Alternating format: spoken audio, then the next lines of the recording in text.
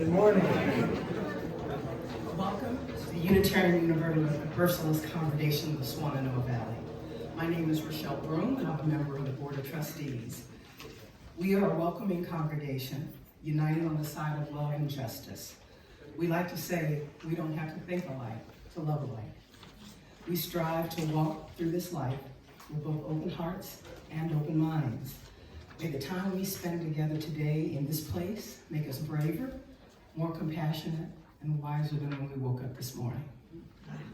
If you are new to Unitarian Universalism, I encourage you to take note of our mission statement, which is printed on the front of the order of service.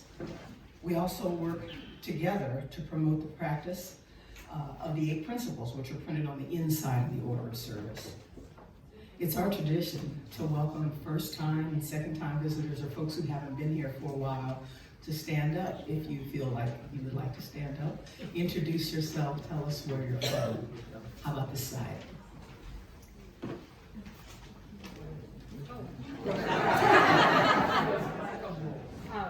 Good morning, my name is Felice, and I am visiting from Portland, Oregon. Yay. Thrilled to be here. Yeah. Thrilled to have you. I'm sister of Felice. I'm Lydia, and I'm from Cleveland. Yay. Welcome. Welcome. Jim and Diane Campbell, we're from Winston-Salem, UUF. Welcome. I'm Kathy, I'm from Morganton, North Carolina, new to the North Carolina period. Yay. Welcome. Welcome. Anyone else we missed on this side? Let's move across the aisle. How about this side?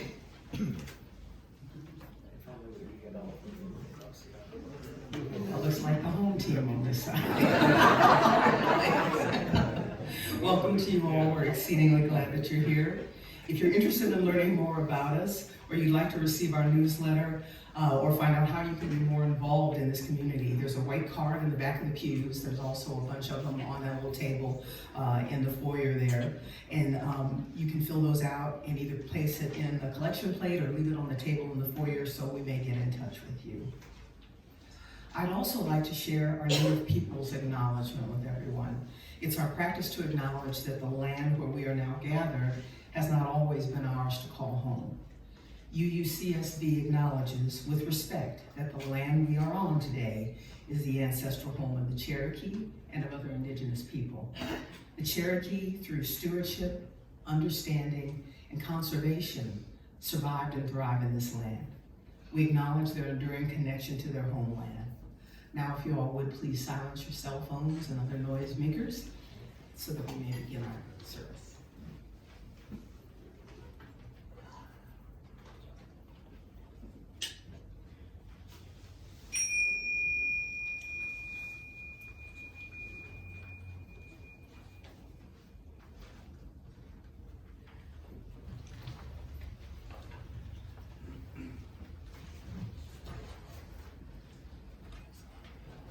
Good morning, everybody. It's good to see your faces. It's been 2 weeks. I'm excited to be back and happy to be back. I wanted to, before we do opening words, and Andy, I don't know if you had anything to do with this, but our colleagues in Asheville at UUCA, they want to talk to us about adopting the 8 principles. And they want to know how we did that. So, we're going to be talking to them, and we may be doing more things together. Brother Mark has gone on to another part of his journey, but as death sometimes does, it brings people together. And so we're going to see if there are more ways that we can collaborate with the Asheville congregation. That much said, our opening words are from an anonymous source. May we be reminded here of our highest aspirations and inspired to bring our gifts of love and service to the altar of humanity. May we know once again that we are not isolated beings, but we are connected in mystery, in miracle, to this universe, and to this community, but most importantly, to each other.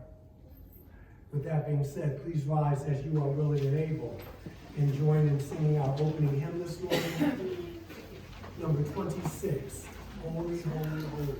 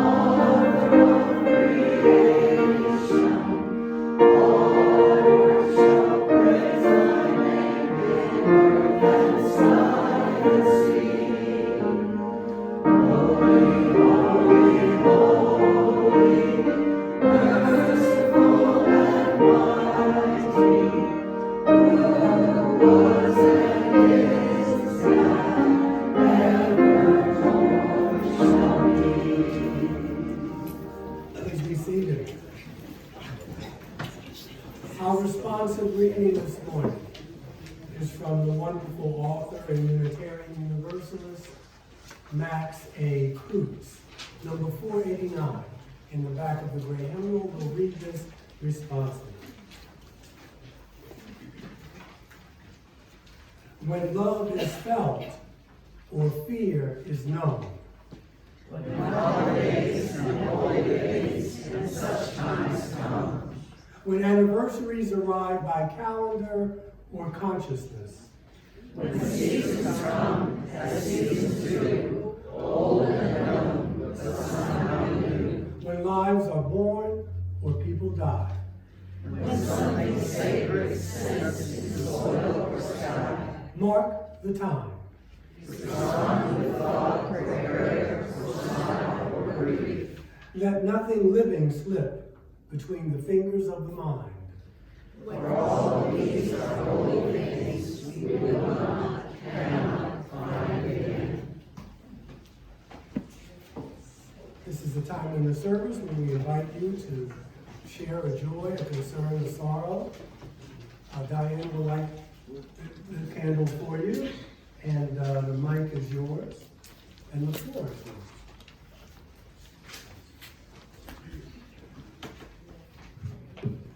Hi, I'm Sally, as many of you know, and I was in Jacksonville, Florida last week at the Mayo Clinic because I have a nerve issue with my knee. The joy is that I was down there, saw the doctor, and had 3 appointments within 3 days for testing. I got an EMG, which is a nerve test, and 2 MRIs, one of my back and one of my knee. The bad news is I don't find out anything until the 31st of August. So I don't know anything yet, and I'm not any better off than I was when I left, but I will see the doctor online. It's an online appointment on the 31st, and then we'll go from there.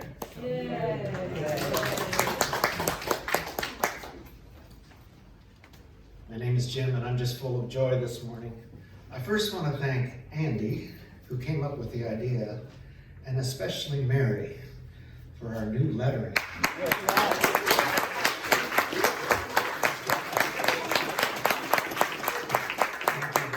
It takes both ideas and execution, so thank you. And I also also just want to share that not only did Jace take his first few steps, but the family finally recorded it, and I have a copy of this 2-second recording of his first steps. So see me after the service if you want to be as proud as I am of our foster son. I'm Tom, somewhat lame, and I bet you can hear me. Okay. Some of you may remember Charlie Cast, a Unitarian preacher who about maybe 6 years ago gave a sermon about life and baseball. How we round the bases and end up at home plate. And things happen to us along the way. Charlie had his memorial service yesterday, and it's on YouTube. It began with the Star Spangled Banner, and it followed about 2/3 of the way through with "Take Me Out to the Ball Game." And was that the last thing? Yes. I mean, they never did the YMCA. But the whole service had this baseball theme, and it was quite a treat. And it is on YouTube, Chapel Hill Community Church. It's quite a treat. Nothing like it.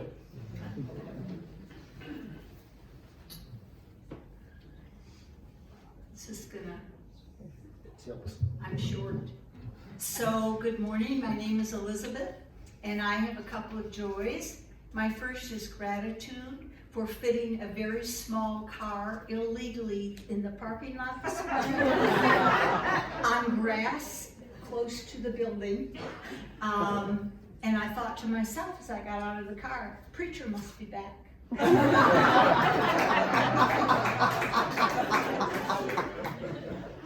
So my second joy is to report on a member, Jackie Franklin, who lives 4 minutes away from me, which means I'm available to her ongoing.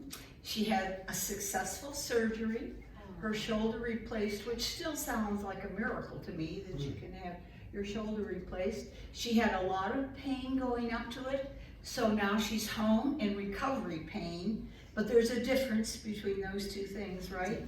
And she's on some good heavy pain medication, which she appreciates, and is still in pain, but in good spirits, so glad to be home. And I think Carolyn has a list of people bringing her meals this next week, but if anybody wants me to take anything to her or anything, I'm right down the street, so thank you. Thank you.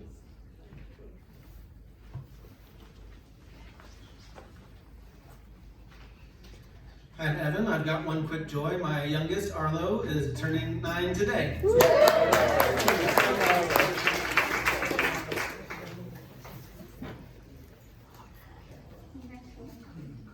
And I'm still Rochelle.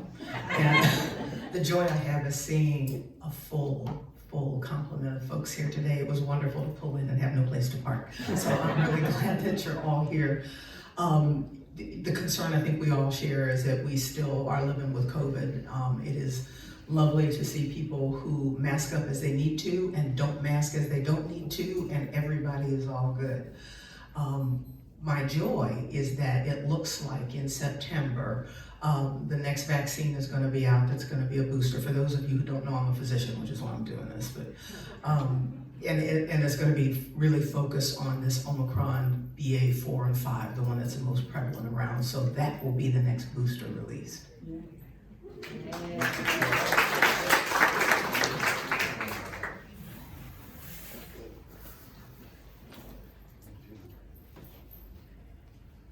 My name is Joy. Good morning. My very dear friend in Connecticut, where I came from, she was texting me and she said that they're having such a drought and they're so concerned. And I said, we have rain every other day. I'm sorry.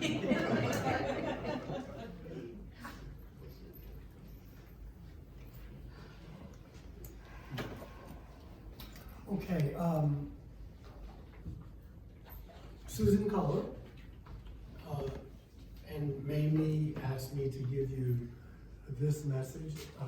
Mamie is home, and she is convalescing well. If you want to visit her, you need to talk to Carolyn Shorty. But she is accepting no texts, but cards, phone calls, emails. But again, if you'd like to visit her, you have to set that up with Carolyn, and then trying to conserve her energy and be more intentional about how she does that. So, and we're glad that she's back home. For those of you who, for whatever reason, did not want to come up and share, perfectly fine. Know that we keep you in our thoughts and prayers and in our hearts and in our minds. And so, thank you, Diane. And we have a special treat for our meditation.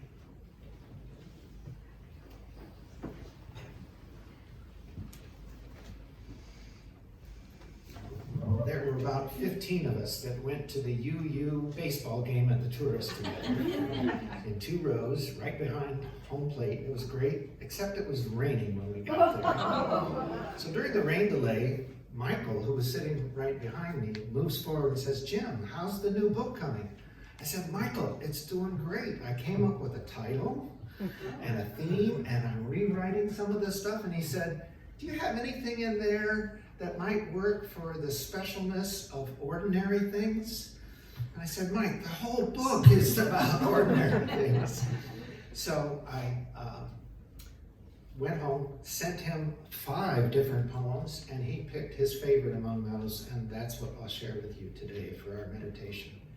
So, like the book title, Centered, if you'll center yourself now, and if you wish, it's about a bicycle ride in Fairview. So if you want to close your eyes and follow along with me on your bike, that would be nice. This poem is called Shifting Gears. Mounting my bike, feeling great this morning. Diamonds sparkle along wet grass, heading east, climbing Garin Creek Road. Past the yard with interesting sculptures. This upstream route requires determination despite smaller swales that give some relief. Lots of gear changes during the steep section to the grand view as the road crests its eastern ridge. Then a long glide in 27th gear down to Morgan Hill Road. Goats dot the meadow just before the fire station. Ponds sparkle brightly in the morning sunshine. I fly low, taking it all in on this long downhill glide. It requires only a few downshifts to Morgan Summit before the sharp curves below Bailey's Ridge, with the broad river gurgling at its base. I gear down, following Lower Sand Branch Road. Next, a long climb with more gear changes following the broad river upstream along Route 9 toward the town of Black Mountain, promising myself that someday I'll take the gravel drive up to the Light Center. I pan for gold in this dark asphalt stream with its endless sparkling flecks of gold beads. Like today, it must have been windy when the DOT recently painted these double yellow lines. A farmhouse in one of the valleys has sentinels standing guard near the road along a carefully built riverstone wall. Gourds drying in today's bright sunshine. The aptly named Straightaway Cafe sits atop its low perch next to the only straight stretch of road along Route 9. I can't gear up much during this straight section. A John 3:16 sign marks a rarely used grass drive before I turn westward onto Chestnut Hill Road. I pause at a beautiful but private covered bridge taking brief notes before I forget today's images. The longest and steepest climb, of course, today is up Trash Hill. Still includes plenty of roadside litter, yet its summit looks much better since the worst trashy trailer has been removed. The Baptist Wayside Pulpit atop Chestnut Hill thanks Preacher Ron for sharing the Word of God during tough times. I'm thankful most of us in our fractured nation chose not to follow the next sign. Quote, Trump, God, guns, and country. End quote. The short climb in 5th gear up Echo Mountain rewards me with a long, curvy downhill run past Echo Lake. Sun glistening brightly along its surface too, as I gently roll a few miles down to the community center. The last turn southward towards home includes a short climb to 4 mailboxes marking our drive. Today, I don't mind the required dismount to push my bike up our steep drive, as these hours of bliss are more than worth it.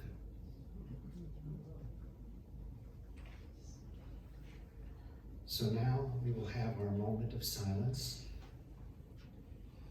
May you be blessed by the silence as well.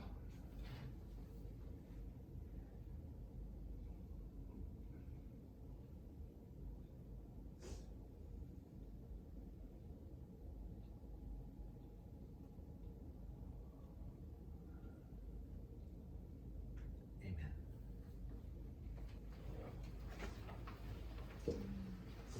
Thank you, Jeremy.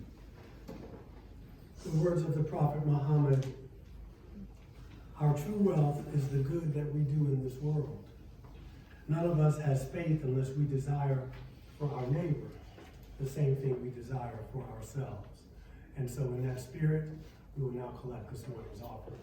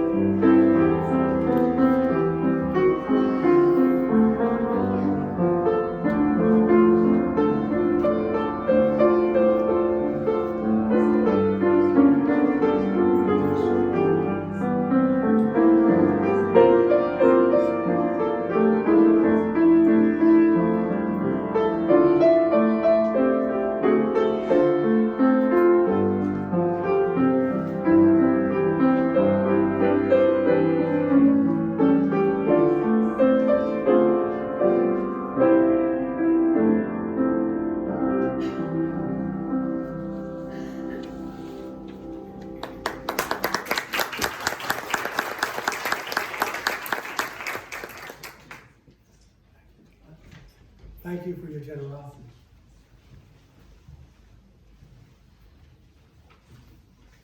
So please rise as you are willing and able and join in singing our hymn number 21, For the Beauty of the Earth, number 21.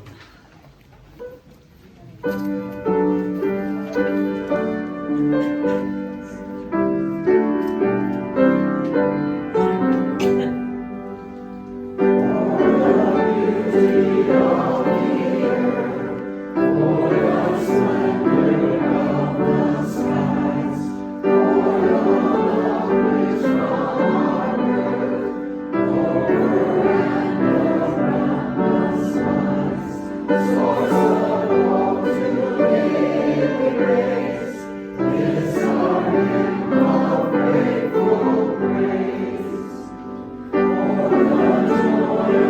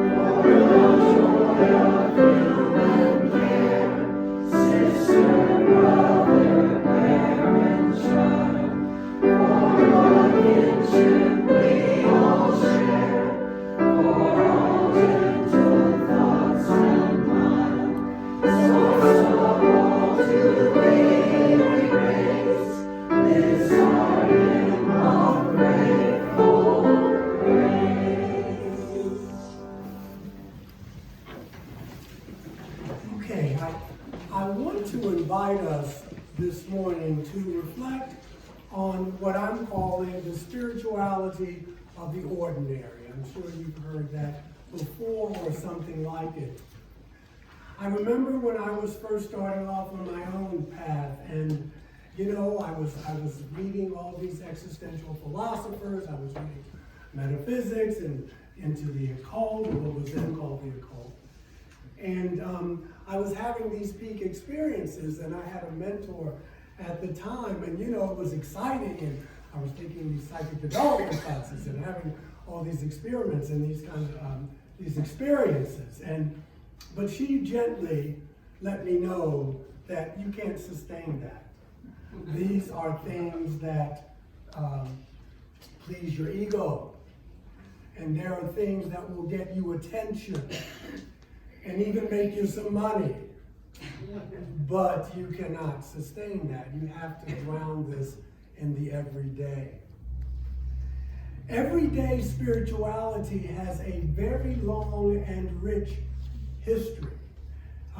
It is practiced in pretty much all genuine spiritual and religious traditions, and it's especially practiced among those people who identify as spiritual but not religious. But the question remains, what is it exactly? So perhaps we should say that it's not your grandparents' spirituality. And by that I mean, and not as a dig, it's just not, well, at least not for me, and I'm 65, it's not the spirituality that I grew up with. I was taught that spirituality, even though now people don't like the word or they say it's different from religion, I'm not sure it always is, but it was, as you and I have talked about, it's the cultivation of your inner life. If you don't like the word spirituality, put another word there. But it's the cultivation of your inner life. And I was taught that that's the part of religion, that's what you wanted to focus on. It was something that you usually did in a special place or time, usually a quiet room, or at home, or on a retreat. And all those things are true. I don't want to mislead you. These things are crucial, and they are true. It involved usually finding ways to connect with the divine God, the force, all that is, call it what you will, but it was done quietly. It was done reverently, and usually by ourselves. I love that because I'm an introvert. I love that. As we become familiar, you know, with the different traditions, however, we discovered that many of them encouraged people to engage in a search for the sacred, another word for spirituality if you want to use that, as they went about the activities of their everyday lives. And so with the illustrations I give you, you will see that they overlap. But for instance, an illustration in Celtic Christianity. The Celtics believed they could connect with God through household duties, work in the fields, singing songs. Now, of course, you know, they aren't the only people who did that, but you know, you follow me on this. Within the Christian monastic traditions, everyday acts, the everyday, are hallowed, considered to be as important as worshiping in community or devotional rituals. Goddess spirituality invests nature and the body with spiritual meaning and value. There's no separation. And that's important because many people think spirituality or the spiritual life is something you put on and take off like a cloak. First Nations people look for signs of Spirit's presence while walking in the woods, for instance, or through encounters with the animal kingdom and the animal nations and in community gatherings. Groups within Judaism, they emphasize taking the ordinary and making it holy. Islam encourages believers to look for signs of God's activity in everything going on around them. Now, we may call that synchronicity. but it's something that is stressed and encouraged. Hinduism encourages recognizing manifestations of the divine in a guru or enlightened person, in a cow, in a plant, or a small object. And of course, Buddhism. Buddhist masters the world over have helped practitioners regard the routines of daily life, from using the bathroom, from walking to cooking, as basic expressions of spirituality. We call it mindfulness now. But a rose by any other name is still a rose. Tutors in the art of everyday spirituality have appeared in all times and places. Meister Eckhart, the 13th century Christian mystic, was always for the lookout for what he called God in the midst of life.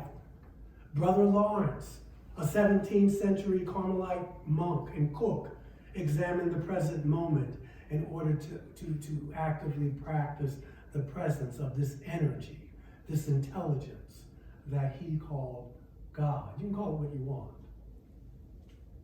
Thomas Traherne, I'll get some women in. I haven't forgotten you. You're saving them for the end. So when you walk out, you'll have that feminine energy going with you. God knows we need it. But Brother Traherne was from the same era. He was an Anglican priest and poet, and he saw the ordinary, the mundane, as a way to transcendence. He was like the English poet Gerard Manley Hopkins 200 years later, who held up incarnational spirituality. Matthew Fox is famous for doing that now, built upon the coming of what he called God in the flesh. Jean-Pierre de Caussade was a French Jesuit priest of the 18th century. He tried to practice what he called the sacrament of the present moment. And of course, there's the late Thich Nhat Hanh, I need say no more. But despite this rich and varied tradition, many people still have trouble understanding and accepting how daily life can be a spiritual practice. Some are influenced, and I get it, by the pernicious division of the world into this is secular and this is sacred. This is religious and this is not. It's split. It's a dichotomy. A house divided against itself simply cannot stand. They want their spirituality to take them out of the corrupt world and to help them transcend it. Nothing wrong with that. But there's an old saying, and you may have met people like this. They trigger me. But it doesn't take much. You don't want to be so heavenly minded that you know earthly good. I will leave you with that. But Jesus refers to this, not what I just said, but this transcendent thing. When he tells his disciples to consider the ordinary, to consider the lilies of the field, how they grow. They neither toil nor spin. But I tell you that Solomon, in all of his glory, was never arrayed like one of these. Think of that. That's just beautiful. Hopefully he said it. If not, we'll use it anyway. But in spite of Solomon's glory, in spite of his riches and his splendor and his opulence, his grandeur, even Solomon at the height of his powers was upstaged by the simple beauty of the earth. Others are convinced that all divine revelation ceased with the writing of sacred texts and world religions. The modern world holds nothing new for them. No insights can they glean. Still others have given all power and glory to clergy, to the priests and the ministers and other professional religious leaders who have somehow the magical ability to discern God in the everyday, or we have some special training, something like that. Spirit is assumed to be good, but spirits are assumed to be dangerous. So the key consequence of these assumptions and apprehensions has created a split, a spiritual split in daily practice in the spiritual life. So a better understanding that I will posit to you, and I think we already believe that, is to recognize that spirituality, whatever word you want to put there, is a way of life. It is a way of being in the world, and it cannot be separated from our everyday activities. None of them. John Shea, a contemporary Catholic theologian, put it this way: the spiritual life is, at root, a matter of perspective. It is all of life seen from a certain perspective. It is waking, sleeping, dreaming, eating, drinking, working, making love, relaxing, recreation, walking, standing, sitting, breathing, whatever. And this energy suffuses all of it. And so the spiritual life is simply wherever and whatever, seen from a higher altitude, if you will. My words, not his. And this is what I have tried to do. Wow, first day with the new lips. This is what I've tried to do with you guys as being your minister here. For some people, I'm not political enough. For some people, I'm too spiritual. And some people, and that just comes with the territory. But I want you to be that whatever comes down the pike out there, I want you to have the inner fortitude to be able to weather it. This is why I'm always, I love Dr. King. He was a mentor in a way, but Dr. King was an activist. And I don't mean that but like I shied away from it. That's not my role. Yes, I've marched. Yes, I've done certain, but my role as an adult in this role is to make sure that why are you doing what you're doing? Are you trying to get back at somebody? Are you trying to get revenge? What's your spiritual life like? Because we know with activism and anything else, there are peaks and valleys. And when the going gets rough, you can't break up. You can't just die. You got to be able to weather that. And the only way you're going to weather that is if you have some type of spiritual fortitude. Because you got to play the long game. That was a commercial break.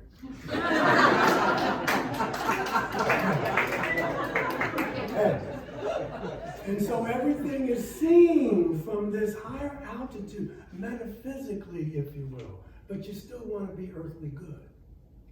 From our own tradition, from the Transcendentalists, our 19th century Unitarian forebears, Emerson, Thoreau, Margaret Fuller, and the other Transcendentalist contemporaries, they challenged the religious establishment of their day with the insight that spiritual depth is accessible here and now in nature, in human nature, not just in officially sanctioned holy places. The Transcendentalists taught us that everything is holy. Now, not tomorrow, not in some other time. And so that insight resonates deeply with the universalist half of our UU heritage, of which I am, that which we evolved, expanded. It's the same thing. We evolved from a focus on universal salvation for everyone in this world and the next to a universal call to love the hell out of this world. In contrast, the history of spirituality has often been an emphasis on priests and clergy, some more than others, in certain holy places that have been cordoned off, and at times that were supposed to be special holy days. That is BS. It works, but that's not the only place. And the history of most spiritual traditions have emphasized the spiritual superiority of a clergy. Oh yeah. Christian, Buddhist monks, Hindu gurus, Jewish rabbis who spent all day studying the Torah and were able to achieve holiness on a level unreachable by regular folk. And I just want to say, we should recognize and honor historically sacred times and places, but it's also vital to claim the sacredness of ordinary life in all times and places. And whether you are up on a mountaintop, if you're a guru, you know, if you're one of these folks that you sit up on the mountaintop or you go to a cloistered retreat, there are valuable insights that can be gleaned from that, no doubt. And you know, because we're so busy just trying to put food on the table and trying to just live. And so, but many folks have been wounded by these people on the mountaintop who come down and say, well, y'all just don't get it. You know, you're just not spiritual enough, and then they'll ask you for money.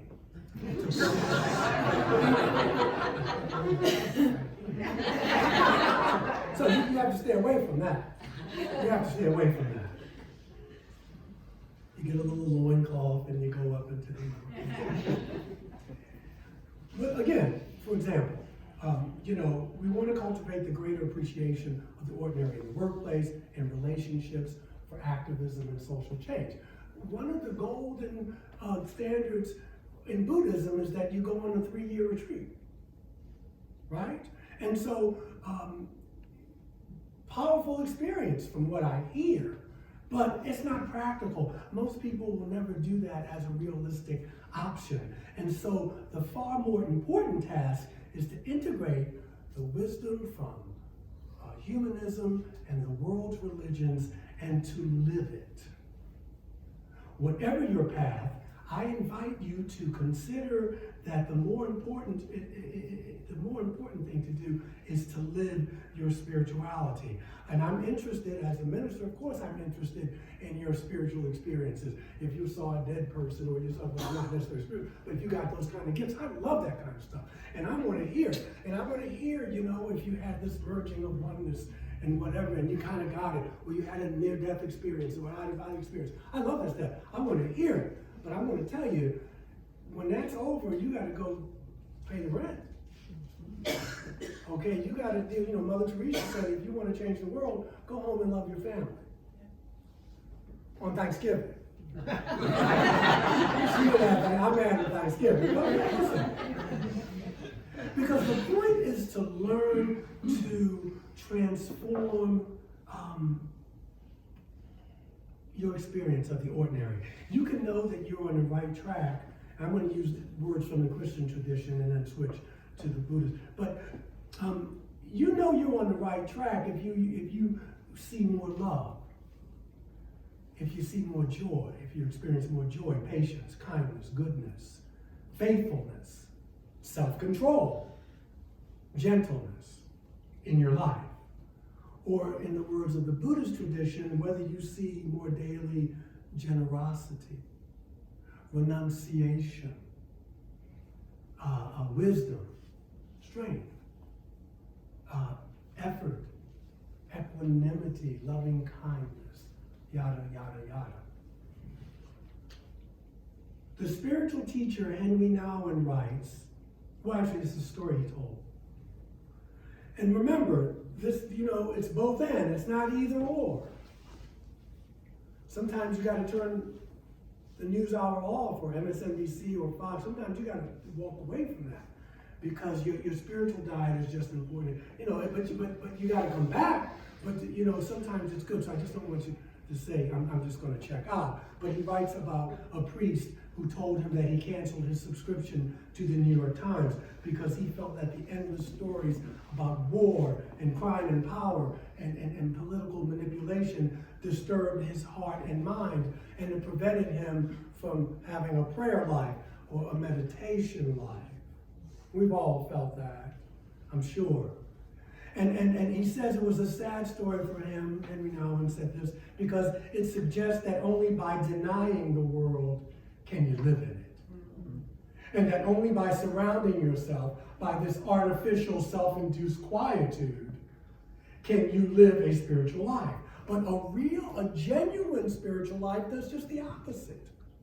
The genuine spiritual life makes us more alert. It makes us more aware of the world around us. And that all that is and happens, it becomes part of our contemplation. It becomes part of our meditation. It becomes part of our awareness. And it invites us to a free and fearless response. In a world filled with fear-mongering and demagoguery, Nawin reminds us of the hope that through spiritual practice we might become more human, more contemplative, more grounded, more centered, so that we can have a free and fearless response. And he's not saying that, you just stand up like David to Goliath this one time. He's not asking you to be a martyr. He's saying, he's inviting us to welcome the spirituality in the ordinary. There will always be wars and viruses and rumors of wars. It will always be that way. Always. In this life. So what you gonna do? You're gonna fall apart? Or you're gonna do the things you need to do? You're gonna keep loving. You're gonna stay on the love train. You're gonna keep on keeping on. That's what you guys, the ticket's expensive on the love train, but it's a good ride. So, for instance, I find I like to read, I like to think, and I like to walk, and I'm cooking more now, and I don't know what that's doing, but the 8th century Muslim Sufi mystic, Rabia of Basra wrote, it helps putting my hands on a pot, on a broom, on a washing pail. He said, I tried painting, but it was easier slicing potatoes. One of my favorite books is on ordinary spirituality is Jack Kornfield's After Ecstasy, the Laundry. You ever read that? Oh. And for those of you who haven't read it, I highly recommend it. It's a keeper. And if you've read it, go back and reread it. And he says that we all know religion is much more than, I saw a ghost, man. Oh, I see your auras and all that. I mean, that's things that can happen after you meditate. But it's not the journey. And so he says, we all know that after the honeymoon comes the marriage. After the election comes the hard task of governance. It's the same thing on your cultivating your inner life. After the ecstasy comes the laundry. It's about the ordinary things of life. And it's understandable to want a great honeymoon, to win an election, let's say if you're a politician, to have a powerful spiritual epiphany. But who cares about a great honeymoon if the marriage is going around the bowl? Who cares about winning an election if the governing is corrupt? Or even worse, inept and corrupt? Who cares about a passing moment of spiritual rapture if you don't integrate those insights into treating others and yourself